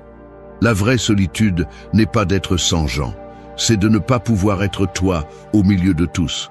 Brise ces chaînes, et tu verras que lorsque tu te choisis sans peur, même la solitude devient une célébration, pas une condamnation. Il y a des moments dans la vie où tu deviens ta propre cage. Ce n'était pas le passé, ce n'était pas les gens, ce n'était pas la malchance, c'était toi. Toi qui continues d'attendre que le monde remarque ta douleur, qui vis coincé dans un film où tu es la victime éternelle et tout le monde est à blâmer. Mais voici quelque chose que tu ne veux peut-être pas entendre. Personne ne viendra te sauver. Il n'y a pas de héros en route, il n'y a pas de bouton magique, ni d'applaudissements pour avoir tenu bon. Si tu es par terre, soit tu te relèves par toi-même, soit tu deviens une partie de la poussière. C'est aussi simple que ça. La vie ne s'arrête pas pour te ramasser. Le monde ne négocie pas avec tes blessures. Et aussi douloureux que cela puisse être, si tu continues à fuir la réalité, tu resteras enchaîné à ton propre enfer. Tu veux arrêter de souffrir? Tu dois d'abord arrêter de te mentir. Arrête de chercher du réconfort dans de jolies phrases et commence à avaler le fer brûlant des vérités qui coupent mais guérissent. Le stoïcisme n'est pas une philosophie de bibliothèque, c'est une façon de marcher les pieds sur terre et le caractère en feu. Ton esprit peut être ton temple ou ta prison, et personne d'autre n'a la clé. Tu n'es pas brisé, juste endormi, étourdi par des années d'excuses et de peur. Cette vidéo existe pour cela, pour te réveiller, pour te dire ce que personne n'ose dire. Ici, tu entendras 8 leçons qui ne cherchent pas à te plaire, mais à secouer ton âme jusqu'à ce que tu te lèves. Parce que si tu ne le fais pas, personne ne le fera. Et si tu ne le fais pas maintenant, demain sera trop tard. Es-tu prêt? Alors arrête d'attendre de la compassion et commence à forger du caractère. Bienvenue au début de la fin de ton auto-illusion. 1. Lève-toi du sol comme si personne n'allait t'aider. Il y a des moments dans la vie où tu te retrouves à terre comme si tu étais un morceau de fer, oublié sous la pluie. Tu rouilles, tu te couvres de boue, tu deviens une partie du paysage. Et pourtant, au plus profond de toi, quelque chose continue de vibrer, quelque chose refuse encore de mourir. Ce quelque chose, c'est ta responsabilité. Cette petite voix qui murmure quand tout le monde se tait, qui te dit ce que tu ne veux pas entendre, que personne ne va te relever, que personne ne va te sauver, que soit tu te lèves par toi-même, ou tu restes là à te décomposer dans ta propre peine. Beaucoup attendent encore une main pour les sortir du fond, un mot magique pour leur redonner la force, des excuses, une reconnaissance, quelque chose qui leur confirme que leur douleur compte. Mais la douleur ne disparaît pas quand les autres la reconnaissent. Elle disparaît quand tu fais quelque chose avec elle. Quand tu la prends, la mâches et la transformes en feu. Le stoïcisme enseigne que la souffrance n'est pas dans ce qui se passe, mais dans la façon dont tu l'interprètes et ce que tu fais ensuite. Et si ce que tu fais, c'est rester immobile, attendre, te figer, alors tu te condamnes. Parce que le sol sur lequel tu es tombé n'est pas ta tombe, c'est ton point de départ. Se lever n'est pas un acte épique. Tu n'as pas besoin de musique de fond, ni d'un discours héroïque. Tu as besoin de décision. Silence. Concentrer toute ton énergie à bouger, ne serait-ce qu'1 centimètre. Parce que la vie n'a pas de compassion pour celui qui n'agit pas. Personne ne ressentira ta douleur comme toi. Personne ne comprendra mieux ce que tu traverses que toi. Et ce n'est pas une tragédie, c'est une libération. Parce que si personne ne vient, alors tu as la permission totale d'être ton propre sauveur, sans dépendre, sans demander la permission, sans te justifier. Arrêter d'attendre de l'aide ne signifie pas devenir froid ou insensible. Cela signifie comprendre que tu es la seule chose que tu contrôles vraiment. Tes pas, ta volonté, ta réaction à ce qui se passe. Il y a des gens qui restent des années à terre émotionnellement, attendant justice, amour, reconnaissance, pardon. Mais le temps n'a pas de pitié. La vie continue sans regarder en arrière. Et plus tu attends, plus tu deviens faible. Ce qui était une chute hier est devenu une habitude aujourd'hui. Et c'est là que les rêves meurent, dans l'habitude de ne pas se relever. Le stoïcien ne nie pas la douleur. Il l'accepte, l'honore, l'étudie. Mais il ne l'idolâtre pas. Il ne reste pas au sol à construire une maison avec des briques de peine. Il se lève même s'il n'a pas de force, même si tout fait mal, même s'il a peur. Parce qu'il sait que l'opposé de tomber n'est pas voler, c'est insister. La vraie croissance n'est pas confortable, elle est brutale. Et elle commence quand tu arrêtes de compter tes blessures et décides de les utiliser comme armure. Lève-toi du sol comme si personne n'allait t'aider, parce que c'est la vérité. Personne ne sait combien pèsent tes batailles, personne ne les portera pour toi, personne ne devrait le faire. C'est ta guerre, ton moment, ton chemin. Et si tu arrives à te lever sans applaudissements, sans témoins, sans garantie, alors tu es déjà plus fort qu'hier. Peu importe combien de temps tu as été en bas, ce qui compte, c'est ce que tu fais maintenant. Respire, serre les dents et monte. Même à genoux, mais monte. 2. Ferme la bouche avant de nourrir ton propre martyr. Il y a des gens qui n'ont pas besoin d'ennemis car ils en portent un sur la langue. Ils parlent comme si chaque mot était de l'essence et leurs pensées, des incendies prêts à se propager. Ils se lèvent et la première chose qu'ils font est d'ouvrir la bouche pour répéter la même histoire qui les piège, comme si nommer leur douleur encore et encore allait la guérir, comme si raconter leur souffrance leur donnait une sorte de pouvoir ou de pertinence, mais ça ne le fait pas. Tout ce que cela fait, c'est le renforcer, le solidifier, le transformer en identité. L'esprit se nourrit de ce qui est dit à voix haute. Chaque fois que tu répètes que tu es brisé, que la vie est injuste, que personne ne te comprend, tu l'écris avec du feu dans ton système nerveux. Tu entraînes ton cerveau à voir le monde comme une tragédie constante. Et le pire, c'est que tu finis par croire à ton propre scénario. Le stoïcisme est clair. Ce que tu ne peux pas contrôler, accepte-le en silence. Ce que tu peux contrôler, change-le avec des actions, pas avec des plaintes. Parler sans mesure de combien tu vas mal ne sert qu'à perpétuer cet état. La vérité est la suivante. Chaque fois que tu utilises ta voix pour répéter le même drame, tu le renforces. Tu n'es pas faible pour ressentir, mais tu deviens faible quand tu transformes ta douleur en discours répétés. Et il ne s'agit pas de réprimer, il s'agit de ne pas utiliser la parole comme un fouet contre toi-même. Il y a un point où parler cesse de libérer et commence à emprisonner. Parce que tu ne lâches pas, tu réaffirmes.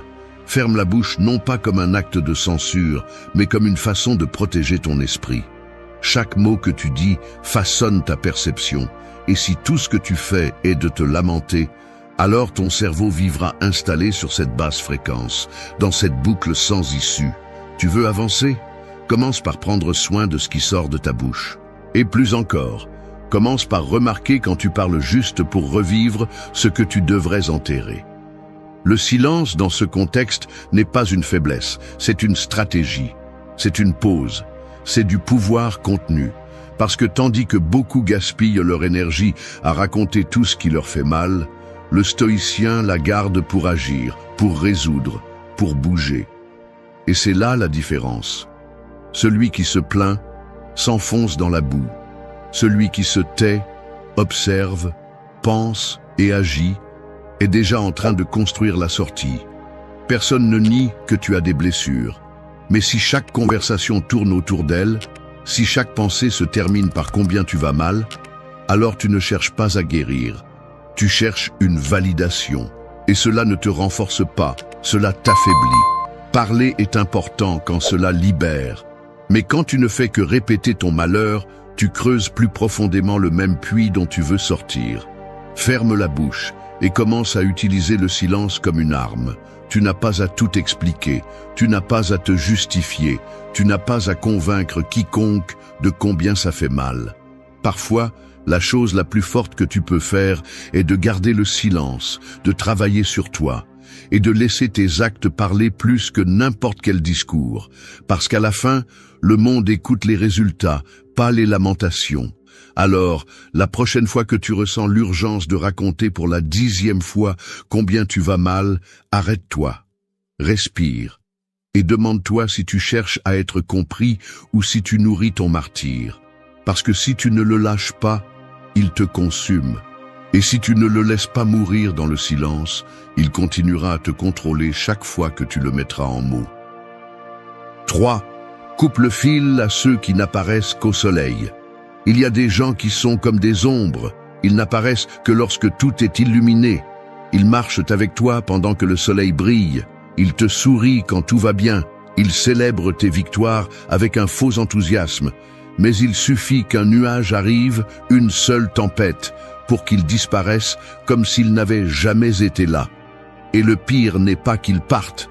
Le pire est que tu continues à tenir le fil émotionnel qui te lie à eux, en espérant qu'ils reviennent, en leur laissant de la place dans ta vie, même s'ils ne sont plus là. L'attachement à ceux qui ne sont pas vraiment avec toi est l'un des pièges les plus cruels de la souffrance. Parce que non seulement il te laisse seul, mais il te maintient également lié à une illusion. Une amitié qui n'existe que lorsque tout va bien n'est pas une amitié. Un amour qui s'évapore lorsque tu as besoin de soutien n'est pas de l'amour. Une compagnie qui se cache lorsque tu tombes ne mérite pas de place dans ta reconstruction. Mais souvent, au lieu de couper ce fil, nous le renforçons. Nous justifions leur absence, nous leur donnons de nouvelles chances. Nous faisons semblant que rien ne se passe, alors qu'à l'intérieur, nous nous brisons un peu plus. Le stoïcisme enseigne que tu dois t'entourer de personnes qui ajoutent de la vertu à ta vie et non qui te tirent vers la dépendance émotionnelle. Tu n'as pas besoin de foule, tu as besoin de caractère. Et le caractère se démontre lorsque tu as le courage de laisser partir ceux qui n'ont pas le courage de rester. Coupe le fil. Pas avec haine, pas avec vengeance, mais avec clarté. Car rester attaché à des gens qui n'apparaissent qu'au soleil, c'est choisir volontairement de rester seul quand tu en as le plus besoin. Il faut apprendre à regarder les faits sans anesthésie. S'ils ne te cherchent pas quand tu vas mal, s'ils ne sont pas là quand tu en as besoin, s'ils n'apparaissent que pour recevoir mais jamais pour soutenir, qu'est-ce que tu conserves? Une relation réelle ou un souvenir idéalisé? Souvent, la douleur ne vient pas de l'absence, mais de l'auto-tromperie que nous créons pour ne pas accepter cette absence. Et le prix que nous payons est élevé. Énergie drainée, estime de soi blessée et temps perdu que tu pourrais investir dans la construction de quelque chose de vrai. Les personnes qui méritent de rester sont celles qui sont là quand tu n'as rien à offrir. Celles qui ne fuient pas le silence inconfortable. Celles qui restent même s'il n'y a pas de raison de célébrer. Les autres, ce sont des touristes émotionnels. Et tu n'es pas ici pour monter un parc d'attractions où ils viennent se distraire et partent quand le nettoyage commence. Tu es ici pour grandir, pour guérir, pour t'entourer de ce qui te pousse vers l'avant. Couper le fil ne signifie pas fermer le cœur. Cela signifie arrêter de porter ce qui n'a plus de vie. Cela signifie reconnaître qu'il y a des liens qui ont expiré depuis longtemps, même si tu continues à leur donner de la place. Et quand tu le fais, quelque chose en toi se libère. Tu récupères de l'énergie. Tu récupères ta voix. Tu récupères ta dignité. Parce que chaque fois que tu lâches quelqu'un qui n'était là que par intérêt ou par commodité, tu te choisis toi-même. N'attends pas d'explication, ne mendie pas de présence, n'appelle pas là où il n'y a plus d'écho. Le silence des autres a déjà dit tout ce que tu avais à savoir. Maintenant, c'est à toi d'agir en conséquence. Remercie ce qui a été, apprends ce qui a fait mal, et continue à marcher avec ceux qui marchent, pas avec ceux qui n'apparaissent que quand il y a du soleil. 4. Travaille en silence comme celui qui aiguise une arme. Il y a des jours où tu deviens un forgeron invisible. Alors que tout le monde crie des réussites vides et célèbre les apparences, tu es là, dans les profondeurs, frappant le métal de ton caractère. Chaque jour est une étincelle, chaque erreur, un coup de marteau, chaque petite avancée que personne ne voit, une nouvelle ligne sur le tranchant de ce que tu construis. Et même si personne ne le sait, toi tu le sais. Tu sais que tu aiguises quelque chose de puissant, ta discipline, ta force intérieure, ta capacité à résister et à avancer quand personne n'applaudit ni ne regarde. Travailler en silence n'est pas se cacher, c'est protéger ce qui compte. Il ne s'agit pas d'avoir honte du processus, mais de comprendre que le bruit constant affaiblit la concentration. Aujourd'hui, tout le monde veut être vu, tout le monde veut être validé, tout le monde veut crier ce qu'ils font comme si le simple fait de le dire suffisait. Mais celui qui veut vraiment grandir sait que le véritable pouvoir se forge loin des projecteurs. Parce que plus tu parles de ce que tu feras, moins tu as d'énergie pour le faire. Le stoïcisme le dit clairement, ce qui compte, ce n'est pas ce que tu dis, mais ce que tu fais. Tes paroles ne valent rien si elles ne sont pas soutenues par l'action. La valeur réside dans la constance silencieuse, dans la patience agressive, dans ce moment où tu pourrais abandonner mais tu choisis de continuer, non pas pour la reconnaissance, mais par conviction. Et cela ne se partage pas, cela se cultive. Quand tu travailles en silence, tu deviens une menace pour tout ce qui veut te maintenir tel que tu es, parce que tu deviens imprévisible. Personne ne peut arrêter ce qu'il ne voit pas venir. Et tandis que d'autres se vantent de progrès vides, tu te renforces dans l'ombre. Ce que tu crées n'a pas besoin d'applaudissements, il a besoin de temps, de feu intérieur et de concentration absolue. Chaque jour où tu choisis de ne pas parler et d'agir, tu forges quelque chose qui aura un impact beaucoup plus grand que n'importe quel discours. Travailler en silence te protège également de la pression inutile. Parce que quand tu cries tes plans, tu te lies inconsciemment à eux. Maintenant, tu dois prouver, tu dois plaire, tu dois répondre aux attentes que tu as toi-même créées. En revanche, lorsque tu restes concentré sur l'action et non sur la démonstration, tu te libères. Tu ne dois rien à personne. Tu ne te dois qu'à toi-même. Et cela change tout. Parce que tu ne fais plus les choses pour prouver, tu les fais parce que tu sais qu'elles sont nécessaires. Parce que tu comprends que le processus vaut plus que l'opinion des autres. Parce que chaque fois que tu choisis de travailler en silence, tu te dis à toi-même que ta transformation n'a pas besoin de témoins, seulement d'engagement. Aiguiser une arme prend du temps. Personne ne voit les heures que tu passes à perfectionner, à échouer, à ajuster. Personne ne voit le sang sur tes mains, la frustration accumulée, la solitude de celui qui est sur le long chemin. Mais un jour, quand viendra le moment d'agir, cette arme invisible fera la différence. Et tout le monde verra le résultat. Mais tu sauras que l'important n'était pas ce moment, mais tout ce que tu as fait quand personne ne regardait. Alors continue. Tais-toi. Travaille. Ajuste. Concentre-toi. N'explique rien. N'annonce rien. Que ta vie soit si solide qu'elle n'a pas besoin de présentation. Que ton silence devienne ton cri le plus fort. Parce que quand viendra le moment, tes résultats parleront. Et alors, il ne sera plus nécessaire de dire un seul mot. 5. Lâche ce qui n'est pas entre tes mains avant qu'il ne t'entraîne. S'accrocher à ce que tu ne peux pas contrôler, c'est comme tenir fermement une corde qui est déjà en train de traîner ton corps dans la boue. Plus tu serres, plus tu te fais mal. Plus tu insistes, plus tu saignes. Mais le paradoxe est que la douleur ne vient pas du mouvement, elle vient de ta résistance à lâcher. On nous a appris que renoncer, c'est perdre, que lâcher prise, c'est se rendre, que si tu lâches quelque chose, c'est parce que tu n'as pas assez lutté, et c'est un mensonge dangereux. Parce que rester accroché à ce qui ne dépend pas de toi n'est pas du courage, c'est de l'ego. C'est un ego qui ne supporte pas d'accepter qu'il ne peut pas, qu'il n'a pas le contrôle, qu'il n'y a pas toujours quelque chose à faire. Le stoïcisme trace une ligne claire entre ce que tu peux contrôler et ce que tu ne peux pas. Ton esprit, tes décisions, ton attitude, c'est à toi. Les émotions des autres, leurs actions, leurs paroles, le climat, le passé, cela ne t'appartient pas. Mais vivre sans comprendre cette différence te rend otage de l'incontrôlable. Tu t'épuises à essayer de corriger ce qui n'est pas de ta responsabilité. Tu te frustres parce que tu espères que tout s'adapte à ton plan. Et tu te remplis de rage quand la vie ne coopère tout simplement pas avec tes attentes. Lâche, avant qu'il ne t'entraîne. Non pas parce que tu es faible, mais parce que tu es intelligent. Parce que tu comprends que rester accroché ne fait que te briser de l'intérieur. Parce que tu reconnais que le contrôle total est une illusion qui consomme de l'énergie, du temps et de la paix mentale. Lâcher prise est un acte de force. C'est avoir le courage de dire « cela n'est pas entre mes mains » et pour cette raison, cela ne mérite pas une seconde de plus de mon angoisse. Mais lâcher prise n'est pas de l'indifférence. Ce n'est pas que tu t'en fiches, c'est que tu choisis de ne pas te détruire pour ce que tu ne peux pas changer.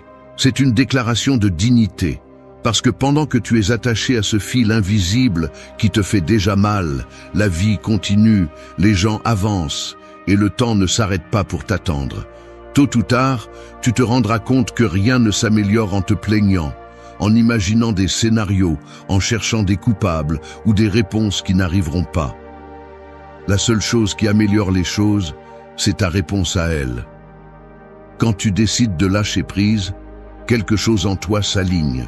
Tu arrêtes de te disputer avec la réalité et tu commences à construire à partir de ce que tu peux gérer.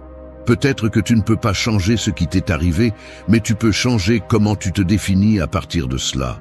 Peut-être que tu ne peux pas forcer quelqu'un à rester, mais tu peux décider de ne plus lui donner de pouvoir sur ta paix. Peut-être que tu ne peux pas éviter la tempête, mais tu peux arrêter de la maudire et commencer à l'utiliser pour apprendre à naviguer. Lâche avant qu'il ne t'entraîne, parce que si tu ne le fais pas, tu deviens ton propre obstacle. Parfois, l'ennemi n'est pas à l'extérieur, il est dans la façon dont tu insistes pour contrôler ce qui te dépasse. Lâche la nécessité d'avoir des réponses, lâche le désir que tout s'adapte parfaitement. Lâche la culpabilité de ne pas avoir pu, parce que chaque chose que tu lâches consciemment devient de l'espace pour quelque chose de plus fort. Et si tu as encore du mal à lâcher prise, vois-le comme ça. Ce qui n'est pas entre tes mains n'est pas non plus de ta responsabilité. Libère-toi de ce fardeau. Respire, décide, accepte et continue. Parce que plus tôt tu lâches, plus tôt tu commences à récupérer ce qui dépend de toi. Ta paix, ton énergie, ton chemin. 6. Traite-toi comme quelqu'un qui mérite du respect, pas de la pitié. Imagine que tu étais ta propre maison. Tes pensées seraient les murs, tes mots, les fenêtres, et ton traitement de toi-même, les fondations. Maintenant, demande-toi, vivrais-tu là? Te sentirais-tu en sécurité, prise en charge, solide dans cet espace? Parce que beaucoup de gens traversent la vie en étant leurs propres envahisseurs, traitant leur esprit comme un terrain abandonné, se parlant avec mépris, se laissant pour compte, se pardonnant tout, mais ne se respectant rien. Et puis, ils se demandent pourquoi ils n'avancent pas, pourquoi ils se sentent vides, pourquoi personne ne les valorise. C'est simple. Personne ne peut te donner ce que tu ne te donnes pas. Te respecter, ce n'est pas te regarder dans le miroir et dire de belles phrases. C'est exiger, c'est avoir des limites, c'est te corriger quand tu te sabotes.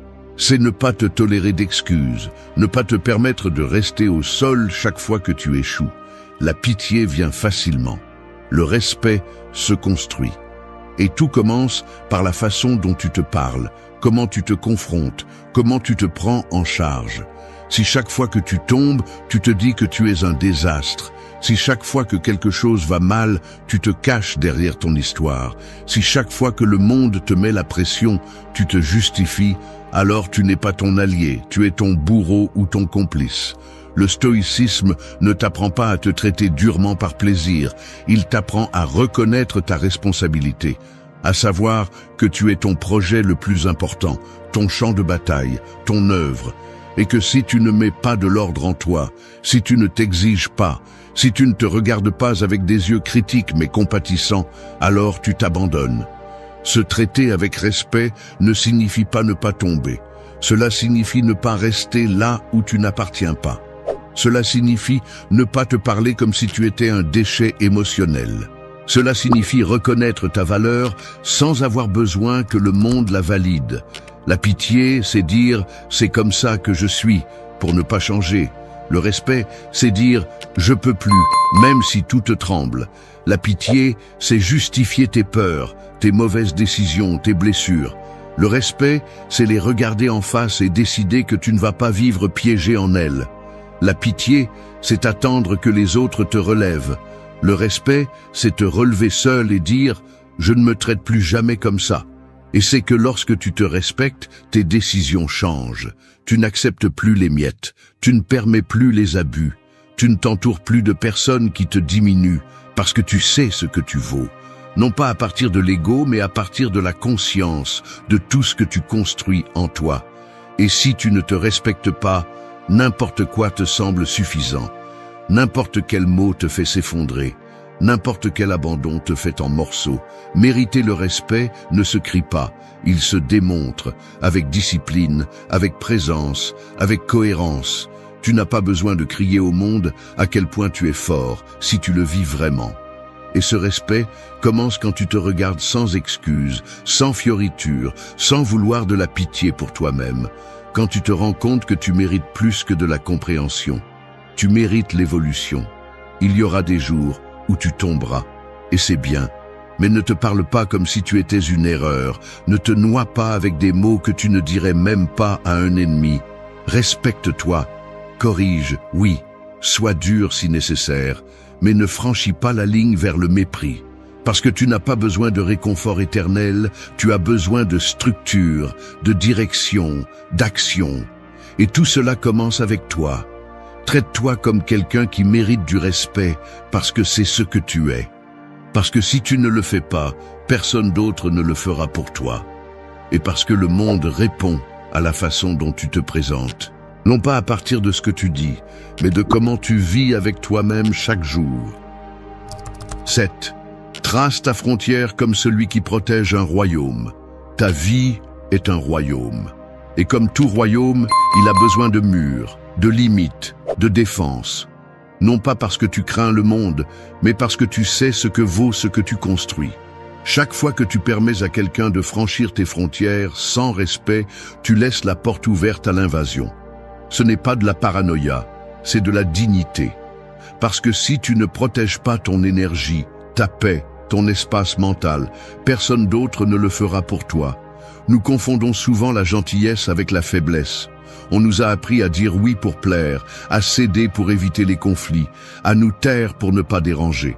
Mais cela, avec le temps, se transforme en auto-abandon, parce que chaque fois que tu laisses passer quelque chose qui te fait du mal, chaque fois que tu endures pour ne pas perdre quelqu'un, tu te perds toi-même. Tracer des limites n'est pas rejeter le monde. C'est lui apprendre comment te traiter. C'est avoir une idée claire de qui entre, jusqu'où il peut aller, et ce que tu n'es pas prêt à tolérer. Et oui, certains peuvent s'éloigner lorsque tu poses des limites. Mais si quelqu'un part parce que tu as cessé de lui permettre de te piétiner, alors il n'aurait jamais dû être proche en premier lieu. Le stoïcisme enseigne que l'on doit vivre selon la raison. Et la raison signifie aussi protéger ton temple intérieur, ton esprit, tes émotions, tes projets. Tu ne peux pas prétendre construire une vie forte si tu laisses n'importe qui entrer avec la boue de ses peurs, de ses critiques, de ses exigences. Tu ne peux pas avancer si tu portes les drames des autres, si tu vis en résolvant ce qui ne te concerne pas, si tu dis oui alors qu'à l'intérieur tu cries non. Poser des limites n'est pas de l'égoïsme, c'est du respect. Et c'est une façon puissante de te dire que tu te valorises, que tu ne vas pas permettre que le bruit externe détruise ta structure interne. Que tu n'es pas prêt à continuer à être la poubelle émotionnelle de personne, ni le sauveteur de celui qui ne veut pas nager. Beaucoup pensent que tracer une frontière signifie s'éloigner des autres. Mais en réalité, c'est se rapprocher de soi-même. C'est arrêter de vivre dans la peur du rejet et commencer à vivre dans la vérité. Parce que quand tu sais qui tu es, tu sais aussi ce que tu ne veux pas près de toi. Quand tu te reconnais, tu n'acceptes plus que n'importe qui te définisse. Ton royaume n'a pas besoin de murs très hauts, mais il a besoin de clarté. Il a besoin de portes qui s'ouvrent avec confiance et se ferment avec fermeté. Et si quelque chose ou quelqu'un insiste pour entrer de force, sans respect, sans soin, alors il ne mérite pas d'être là. Aussi simple que ça, aussi nécessaire que ça. Tu n'es pas obligé de t'expliquer.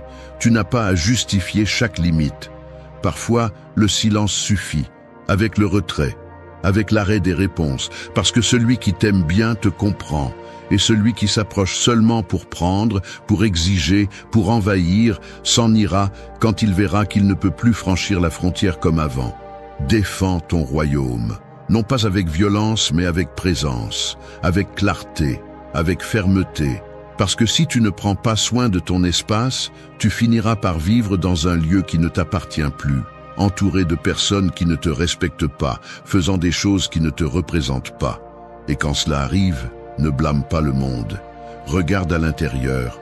Demande-toi où tu as cessé de protéger ton territoire. Et trace à nouveau la ligne. Ferme à nouveau la porte. Parce que tu n'es pas ici pour être le territoire de personne. Tu es ici pour construire, grandir et vivre avec dignité. 8. Que tes actions parlent plus fort que tes blessures. Une cicatrice ne fait pas de bruit, mais elle est là, te rappelant ce que tu as vécu. Tu peux la toucher, la décrire, la montrer. Mais ce qui compte vraiment n'est pas ce qui t'a blessé, mais ce que tu as fait après avoir été blessé. Parce qu'il y a ceux qui transforment leurs blessures en drapeaux et d'autres qui les transforment en moteurs. La différence n'est pas dans la profondeur de la coupure, mais dans la décision que tu prends une fois que tu as saigné. Tu n'es pas ce qui t'est arrivé, tu es ce que tu as décidé de construire à partir de cela. Mais si chaque pas que tu fais est conditionné par ce que tu as souffert, si chaque conversation tourne autour de ta douleur, si chaque décision est teintée par la peur que ça fasse mal à nouveau, alors tes blessures parlent plus fort que tes actions. Et ce déséquilibre te condamne. Parce que le monde ne change pas quand tu comprends ta douleur. Il change quand tu agis malgré elle. Le stoïcisme enseigne que la douleur n'est pas une excuse, c'est une épreuve. Ce que tu fais avec elle révèle ton caractère. Tu peux l'utiliser comme une éternelle justification pour ne pas avancer, ou tu peux la prendre comme le poids qui renforce tes jambes. Et non, il ne s'agit pas d'ignorer ce qui fait mal. Il s'agit de ne pas permettre que cela définisse ce que tu es. Parce que tant que tu continues à réagir depuis la blessure, tu resteras esclave du passé. Ton histoire n'a pas à être une excuse. Elle doit être le fondement à partir duquel tu décides d'agir d'une nouvelle manière. Tes actions valent plus que tes explications. Tes mouvements pèsent plus que tes plaintes. Tu n'as pas besoin de raconter tout ce que tu as souffert pour valider ce que tu fais. Ce que tu fais valide déjà qui tu es. Il y a ceux qui parlent sans arrêt de combien ils ont souffert, de ce qu'ils ont vécu, de tout ce qu'ils ont perdu. Et oui, ils méritent du respect.